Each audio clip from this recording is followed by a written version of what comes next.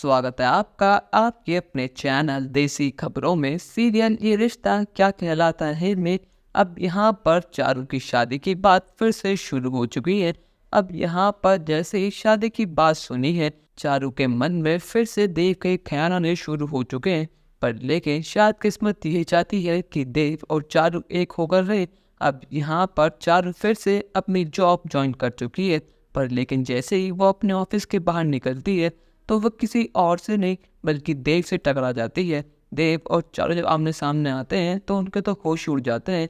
यहाँ पर वो सारी पुरानी यादें उनकी आंखों के सामने आ जाती हैं कि कैसे उन्हें इतना प्यार था और कैसे फैमिली के डर के कारण चारू ने अपने प्यार को छोड़ दिया। अब यहाँ पर देव जा ही रहा होता है, पर लेकिन चारू उसका हाथ पकड़ लेती है और कहती है कि देव सर, आपने मुझे अकेला छोड़ दिया, आपने मेरी बात समझी ही नहीं। पर लेकिन अब भी समय है, मेरे घर वाले मेरी शादी करा रही है, अगर आप चाहें तो हम दोनों अब भी एक हो सकते हैं। और मैं आपसे वादा करती हूँ कि मैं अपने घर वालों से बात करूँगी, फिर चाहे कुछ भी हो जाए।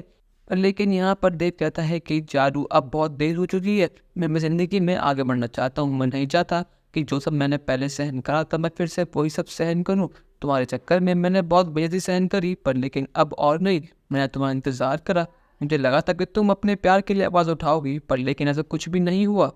पर लेकिन अब यहाँ पर चारू को सरप्राइज देने के लिए अरमान और रोहित उसके ऑफिस पहुंच जाते हैं। पर लेकिन जब वो देखते हैं कि चारू तो देव से बात कर रही है तो अरमान के तो होश उड़ जाते हैं। यहाँ पर अरमान बहुत गुस्से में अपने कदम चारू और देव कर बढ़ाता है, पर लेकिन यहाँ पर रोहित उसका हाथ पकड़ लेता है और कहता है कि भैया अब ऐसे कुछ मत कीजिए जिसकी वजह से चारू को ऑफिस के बाद तमाशा क्रिएट हो।